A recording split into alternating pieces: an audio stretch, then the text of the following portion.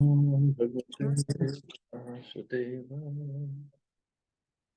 Om Namo Bhagavate Vasudevaya. Narayan Namaskrityam Naram Jaya Narottamam Devim Saraswatim Vyasam Tato Jayanti Nashtaprayeshu Bhadreshu Nityam Bhagavata Sevaya Bhagavati Uttam Shloke Bhaktir Bhavati Naishtaki. So continuing with the discussion on Bhagavad Gita as it is, chapter 7, knowledge of the absolute, text 17. So previous text, Krishna said, O best among the Bharats, 4 kinds of pious men begin to render devotional service unto me. The distressed, the desirer of wealth, the inquisitive, and he who is searching for knowledge of the absolute. So they all are 4 are pious people who somehow they approach even the distressed or desirer of wealth. But if they approach Krishna, Krishna says they are considered pious. But if they approach demigods, then it's a different story. Krishna will explain that later in this chapter. So further he says, out of all these, Tesham Jnani Nitya Yukta Ek Bhaktir Vishishyate Priyo Hi Jnanino Ati Artham Aham Sachamam Priya. Of these, the one who is in full knowledge and who is always engaged in pure devotional service is the best. Eka Bhaktir Vishishyate. Krishna is clearly saying about bhakti. For I am very dear to him and he is dear to him. So Prabhupada says, free from all contaminations of material desires, the distressed, the inquisitive, the penniless, and the seeker after supreme knowledge can all become pure devotees. But out of them, he who is in knowledge of the absolute truth and free from all material desires becomes a really pure devotee of the Lord. So knowledge of the absolute truth and free from all desire, material desires. And of the 4 orders, the devotee who is in full knowledge and is at the same time engaged in devotional service is, the Lord says, the best. So best of all these, all those pious people, the best is a devotee. By searching after knowledge, one realizes that his self is different from his material body. And when further advanced, he comes to the knowledge of impersonal Brahman and Paramatma. When one is fully purified, he realizes that his constitutional position is to be the eternal servant of God. So by association with pure devotees, the inquisitive, the distressed, the seeker after material amelioration, and the man in knowledge all become themselves pure. So this is the pure. Purity means purity of our consciousness. Going from I'm this body to I'm soul. My purpose of life is to give comforts to these senses, these bodily senses, to serve Krishna. So that is a purity. But in preparatory stage, the man who is in full knowledge of the Absolute Lord and is at the same time executing devotion service is very dear to the Lord. In the preparatory stage also, it's not like one becomes pure, then he becomes very dear. No, he is already very dear. He who is situated in pure knowledge of the transcendence of the Supreme Personality of Godhead is so protected in devotion service that material contamination cannot touch him. So he is situated in pure knowledge.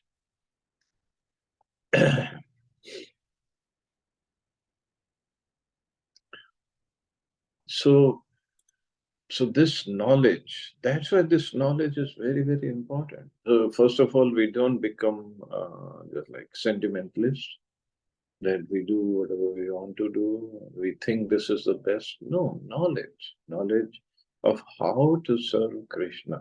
That is, and of course the knowledge of myself, knowledge of my relationship with Krishna, and how to serve him. What does the scripture say? Not that we make up our own thing and think I'm serving the Lord. Actually, that way we are just serving our mind and the mind's mental dictations. That's all we are serving. So that is not necessarily what Krishna would want. So he has made it clear in all these scriptures. What does he want? And this is what the meaning of surrender is, to follow the instructions of Krishna. So if we follow it properly, we'll get the desired result. If we don't, then there'll be some problems, or it will take time.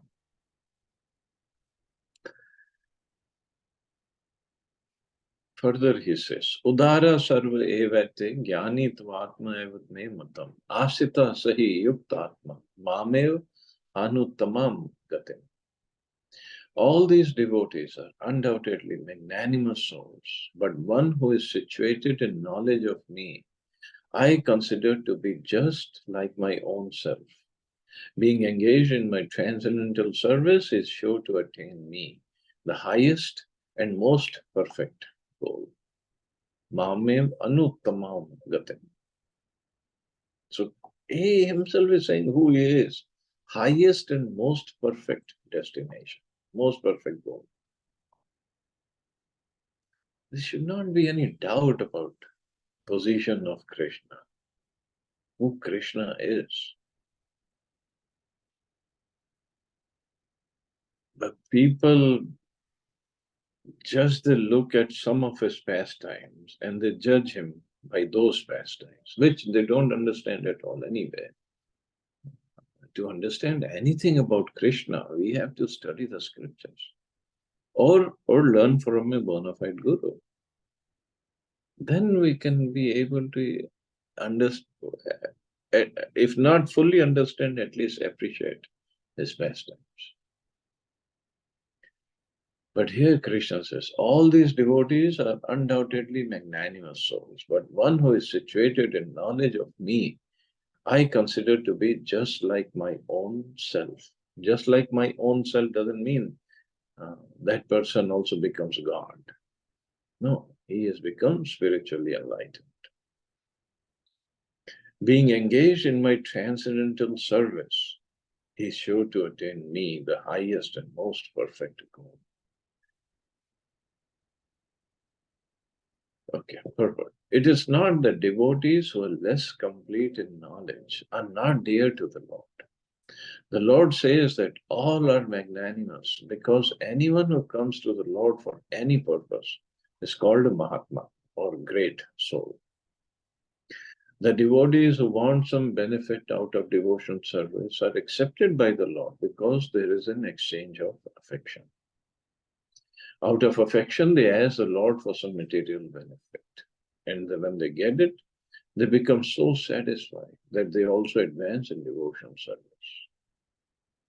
But the devotee in full knowledge is considered to be very dear to the Lord because his only purpose is to serve the Supreme Lord with love and devotion.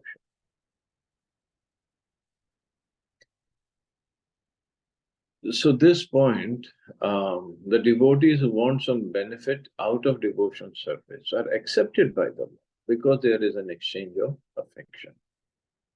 Devotees are, even if they ask some material benefit from them, of course it's not pure devotion, it's karma mishrit devotion, karma mishra bhakti, but it is still beneficial. It is still, it pleases the Lord, not to the fullest extent, but to certain extent. And actually what the Lord does, because now it's up to him whether he wants to fulfill the desires of a devotee or not. He doesn't say that I'll fulfill every material desire. He says he is very dear to me who comes to me.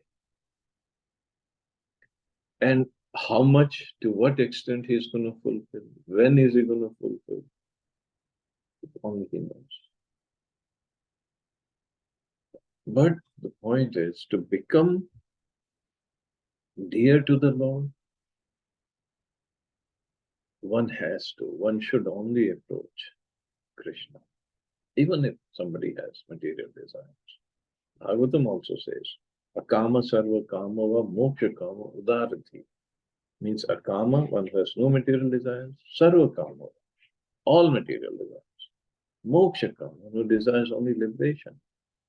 Out of these who are intelligent, udarati, tivrena bhakti yogena yajeta puruksham.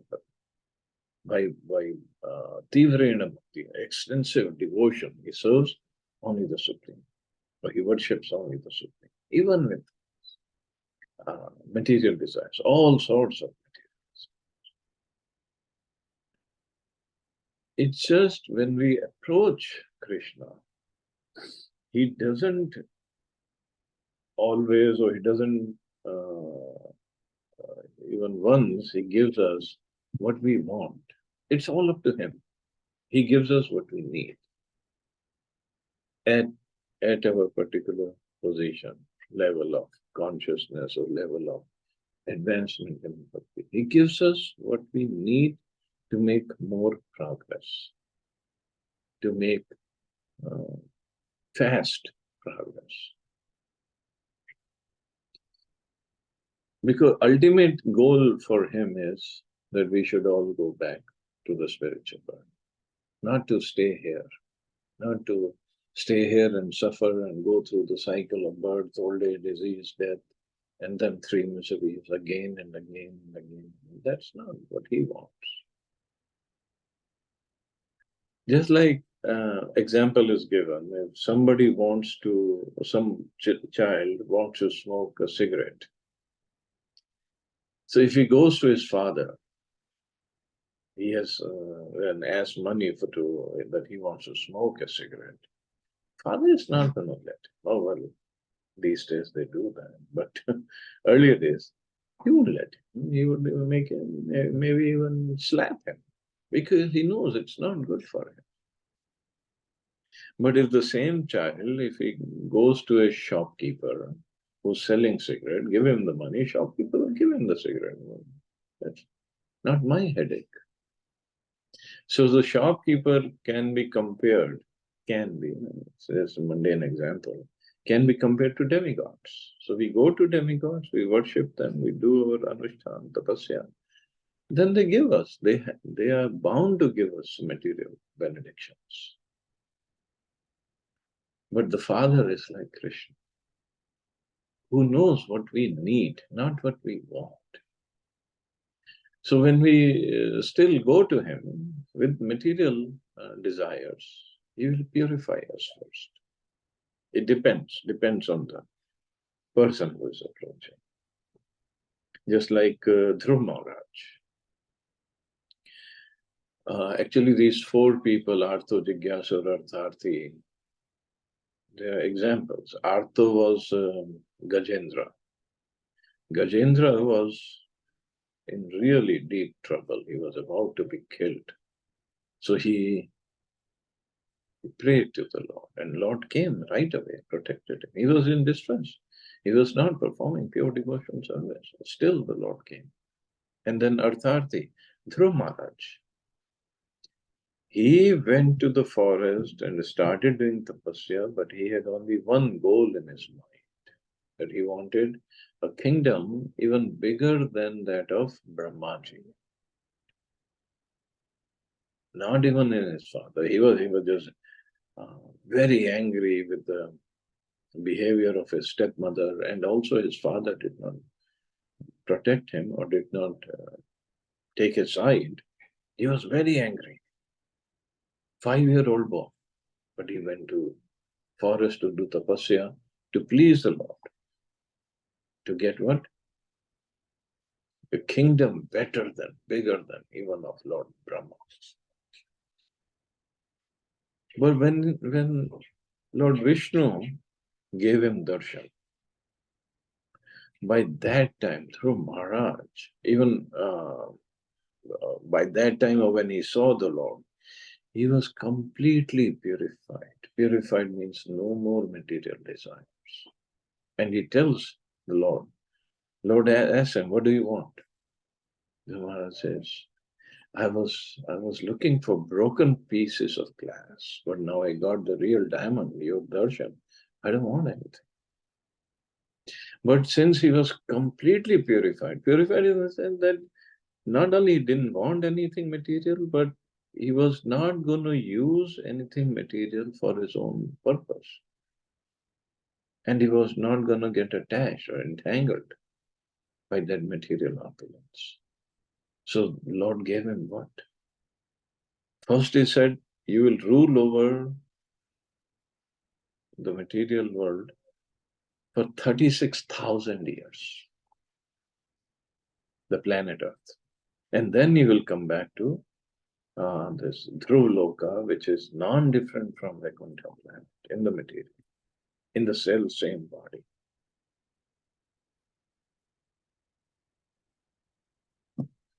So who could have gotten a better deal than Dhruv Maharaj? And that too only for the 6 months of tapasya. He didn't have to do tapasya like Hiranyakashipu for thousands and thousands of years. He did only for 6 months. So Artho Jigyasa.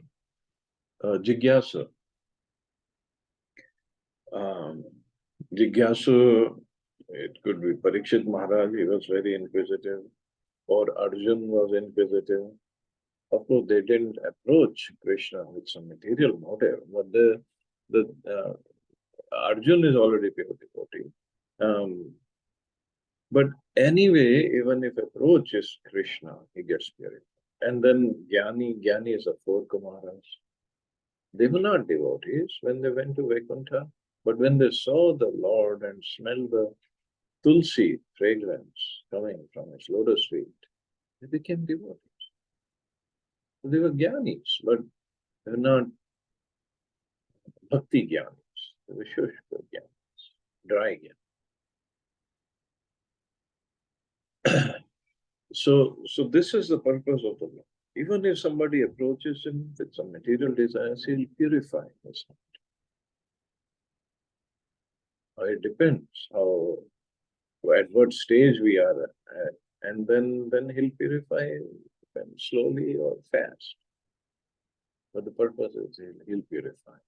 And because his only aim is to take us back to the spiritual world, not to leave us here. Not to leave us here at any cost. So whatever it takes. So every devotee, whether it's a beginner or is pure devotee, it's very, very dear to them.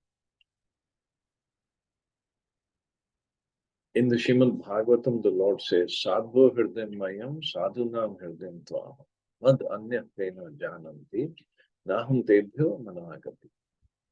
The devotees are always in my heart, and I'm always in the hearts of the devotees. The devotee does not know anything beyond me, and I also cannot forget the devotee. There is a very intimate relationship between me and the pure devotees. Pure devotees, in full knowledge, are never out of spiritual touch, and they are very much dear to me. So this is the position you need to get, you need to attain.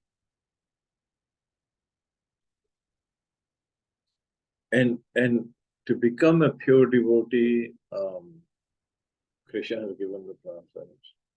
Sometimes people say that to become a devotee of the Lord, you have to give up so many things. Yeah, we have to, because anything that is an obstacle in devotion service, or in our concentration on our services, then what's the use of that? Like we give up eating meat, drinking, gambling, illicit relationships. We give up those. But in the process, we are getting Krishna. We are getting closer to Krishna. And Krishna, when we study the universal form of the Lord and the opulences of the Lord, if we get Krishna, we have everything. We don't need anything else. What else is left if we have? It gives the topmost pleasure, the bhakti, the service of Krishna. And Krishna is a proprietor, all the three worlds. And if he wants to give anything to his devotee, and Vishwarup he shows, I have thousands and thousands of hands. If he wants to give anything to his devotee with his 1,000 hands, or with our 2 hands, how much we can collect anyway?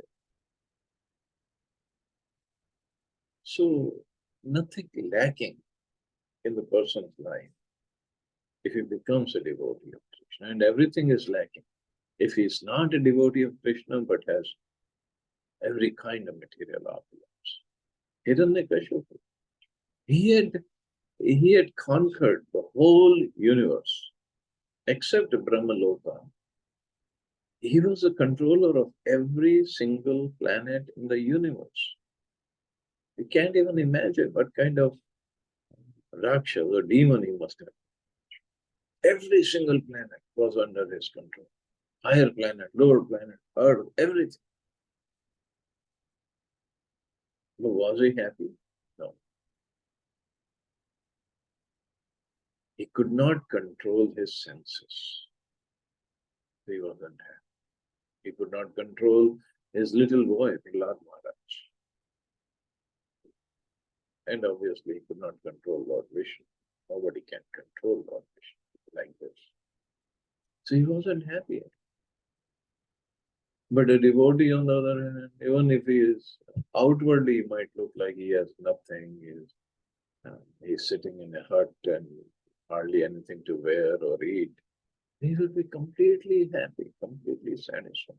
There's so many devotees in Chaitanya Mahaprabhu's Leela and in Krishna Leela also. Sudama.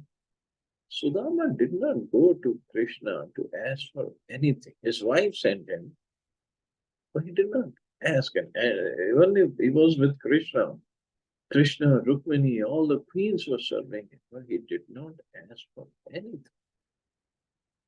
He was just happy to see Krishna. And even though when he was in his village, he never asked Krishna, you give me this or that. Big poverty situation. Never asked. And when Krishna gave, he gave him so much, he could not even believe it. Sudama could not even believe it.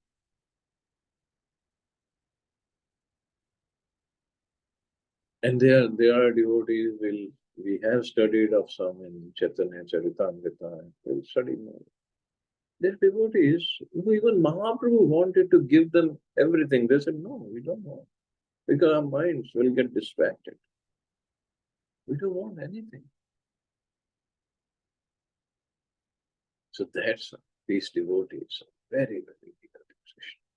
Because they serve Krishna with no desires, no anticipation, out of pure love. And actually, in Nectar of Devotion, there are symptoms of pure devotion service. And one symptom is it controls even Krishna. Controls. Not out of force, but out of love. If there are, even if it's a material example, if some rich man has a servant, very, very faithful servant, and doesn't ask for anything, he always serves the rich man. Won't the rich man naturally, affectionately take care of them? Then he never asks for anything, but he always serving, very faithful, very honest. I'll take care of it.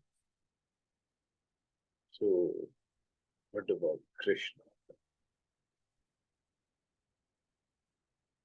So that's why all the devotees, he says, they are always in my heart, and I'm always in the hearts of the devotees.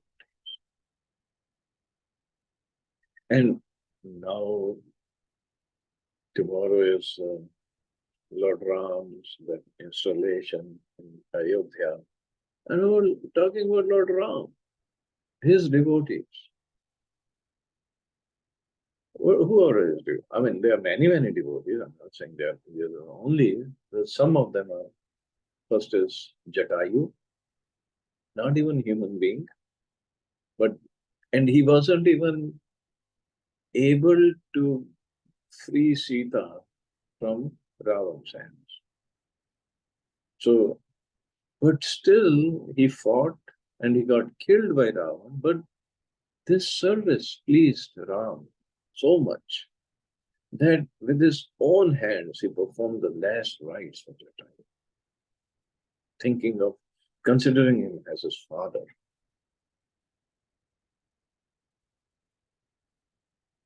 It wasn't that he was successful in his service, no. He was successful in pleasing Bhagavan. Hanumanji. Hanumanji is, he cannot, there's so much of his glories, we cannot even say everything about him. But if we consider, he's not a human being. It doesn't come under human being category, but so much of service he did, and so dear he is to Ram, so dear. He's still worshipped everywhere, all over the world, and maybe all over the universe is worshipped and considered the best of the servants of the Lord. And then that squirrel who was just putting some grains of sand and making the bridge to Lanka. She pleased Ram with her little service. Shabari, was she very learned? No. She was a Bilni. But she just waited and waited for Ram to come to her ashram. Why? Because her guru had told her that one day he will come. And she would keep the ashram clean every day in anticipation of Lord Ram to come any day. And when Ram came, what did he feed her? What did she feed her? Bear, which she would taste first, make sure it is sweet, and give it to Ram. And Lord Ram was pleased with that. He wasn't tasting those bears, he was tasting the love of Shampi in those bears, even those tasted bears. That is the Lord. Look at his conversation with Kevat. He got defeated by Kevat's arguments. He could not argue further. So these are the devotees. They're always in the heart of the Lord. And the Lord is in the heart of his devotees. This is what we need to attain. Nothing else. Sugriv was a monkey, but he served Ram and the whole monkey army. The Lord was so grateful to all the monkeys who served him in that fight against Ravan, that in Krishna Leela he would feed the monkeys with his own hands butter and yogurt. There's a monkey, a pet monkey of Krishna. His name is Dadiloba. Dadiloba. Dadi means dahi. Loba means he just loves dahi. And Krishna feeds him dahi all the time. This is the special relationship of the devotees with the Lord. And in that, any of them, did they have lots of money, opulence? No.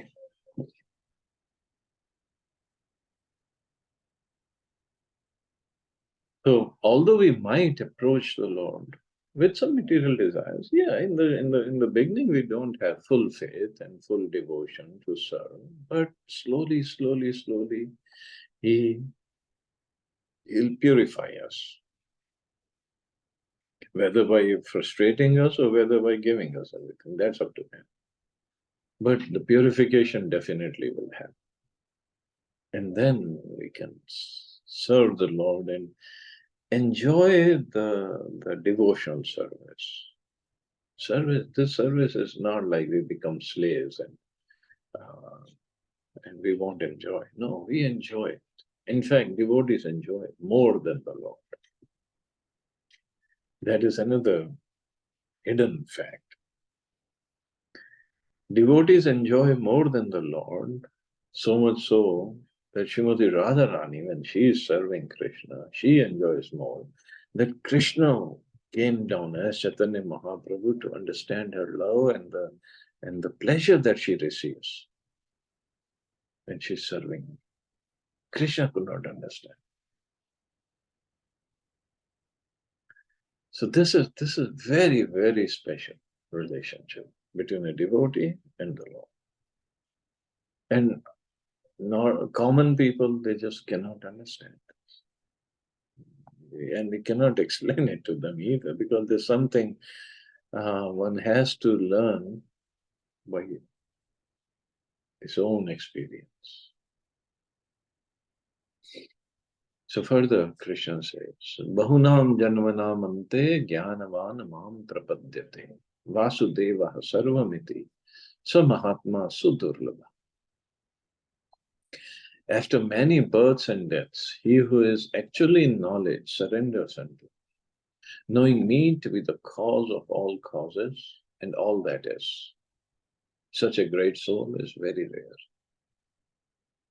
So Jnani, he was talking about Jnani in the previous verse, but now he is saying the real Jnani means after many, many lifetimes of Jnana, he is actually knowledge, surrenders unto me.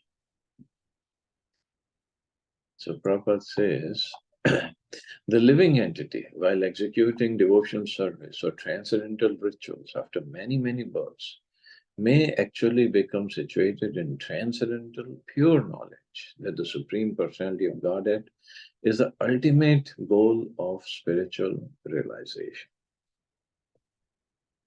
Surrenders unto, not that Brahm Jyoti is ultimate or Paramatma is ultimate, it's a Bhagwan realization, that is ultimate. In the beginning of spiritual realization, while one is trying to give up one's attachment to materialism, there is some leaning towards impersonalism. But when one is further advanced, he can understand that there are activities in the spiritual life, and these activities constitute devotional service. See, impersonalism or Nirakarvadi, Nirvisheshvad, why people get attracted to that is, in the material world, when we have this material body and the material activities, it ultimately leads to frustration and pain. So according to them, if material world full of activities, full of pain, full of miseries, spiritual world must be completely opposite. Means no activities, means no pain and no miseries. And that only means impersonalism or just a moksha in Brahma Jyoti. But this is what Krishna is saying. After many, many births, Bahunam Janmanam Ante. One who has real knowledge surrenders unto me, because then real knowledge means we understand that in the spiritual world, there are activities. They are spiritual activities, devotional activities. And there are no miseries. All those activities lead one to bliss. Your spiritual world is made of Sat, Chit, and Ananda. Bliss, happiness. So, in the beginning, one could have some leaning towards impersonalism, but ultimately he has to come to Bhagwan realization. So these activities constitute devotional service. Realizing this, he becomes attached to the Supreme Personality of Godhead and surrenders unto him. At such a time, one can understand that Lord Shri Krishna's mercy is everything, and that he is the cause of all causes, and that this material manifestation is not independent from him. So he is the cause of all causes. Means material, spiritual worlds, they all come from him. All the ingredients, all the modes, they all come from Krishna originally. Now, how we use it, that's up to us. That independence we have. Or actually the independence we have is our desire to how to use this material. And then our desire is there, Krishna's energies then take over and make us fulfill our desires, depending upon the karmic bank balance. Like I can desire to become president of United States, but in my karmic bank balance, it's not there. So obviously I'll not become president. But the desire is there, and then that desire, some people will try to fulfill those desires to whatever extent possible. Not always, doesn't work always. It leads to frustration. But cause of all causes is Krishna. That one has to understand. And that this material manifestation is not independent from him. Everything is under his control. We might see that, oh, bad people are flourishing and they're creating more miseries for others.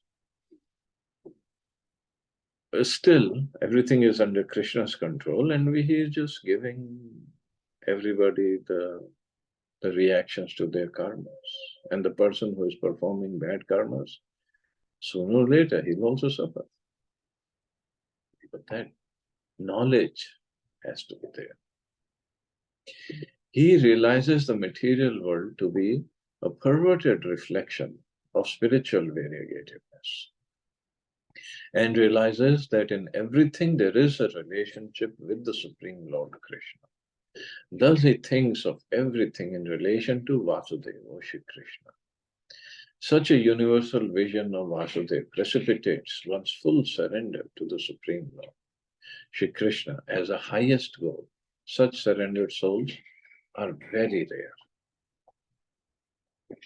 So Vasudeva Sarvamiti. Vasudeva Sarvamiti, he is the control, cause of all causes, and also he is behind everything. He is everywhere. But that knowledge is important. And then when somebody sees it, what he's going to do is only going to surrender to Krishna. This verse is very nicely explained in the 3rd chapter of Shvetashvatar Upanishad. Lord Vishnu has thousands of heads, thousands of eyes, and thousands of feet. Entirely encompassing the whole universe, he still extends beyond it by 10 fingers breadth. He is in fact this entire universe. This is all what was and all that will be. He is the Lord of immortality and of all that is nourished by food. So he is everything and everything is in him, but he is everything doesn't mean everything is Lord. Everything is energy of Krishna, but not Krishna. Just like this mobile phone or laptop. It's all energy of Krishna, made of earth, water, fire, air, ether. But it's not Krishna. In the Chandogya Upanishad it is said, in the body of a living being, neither the power to speak, nor the power to see, nor the power to hear, nor the power to think is the prime factor. It's a life air which is the center of all activities. So life air. Without life air, without the soul in the body, what would happen to our power of speak, power of seeing, power of thinking, hearing, or any other powers we have? They are useless. Similarly, Lord Vasudeva, or the personality of Godhead, Lord Shri Krishna, is a prime entity in everything. And because Vasudeva is all pervading and everything is Vasudeva, the devotee surrenders in full knowledge of Krishna. So that knowledge, this is what the scriptures do. They give us this knowledge. This is what sadhus do. They give us this knowledge. So we, actually the meaning of sadhu is one who cuts, grammatical meaning. So cuts what? He cuts our relationship, our attachment to this material world that we have developed based on our material body, which we are not actually. He cuts those attachments and in the process fixes our attachment to the Lord. So this is what sadhus do, this is what scriptures do, this is what Guru do, this is what Krishna himself does. So this is why knowledge is important, and then bhakti. We have to act on that knowledge. So surrender unto Krishna doesn't mean I'm surrendered and I'm not going to do anything. No, surrender means service. Surrender means loving, devotional service. Doing everything for the pleasure of the Lord. That is surrender. So slowly, we take advantage, we make progress on this path, and then make our life perfect. Okay, I guess I can stop here. See anybody has any questions or comments.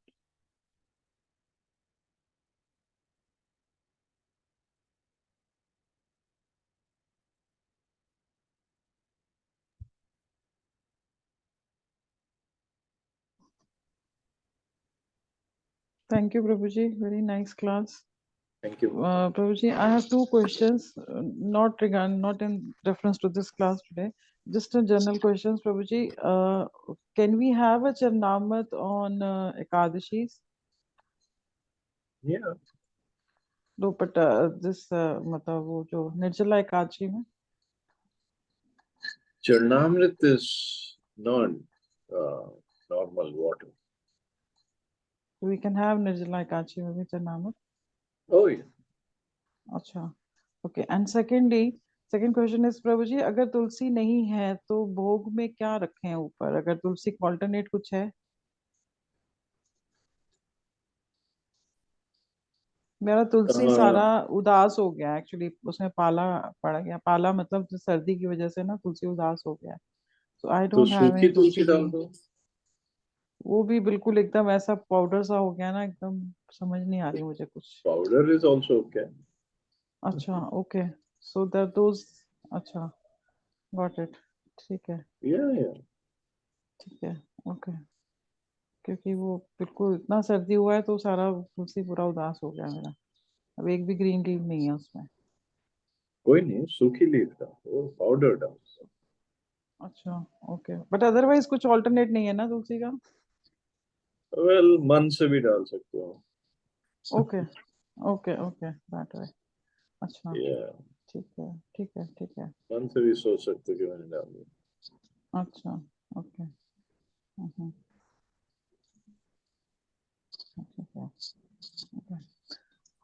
Thank you, Prabhuji. Very powerful class it was. Okay, thank you, Mata. Hare Krishna. Thank you. Hare Krishna. Thank you, Prabhuji. Hare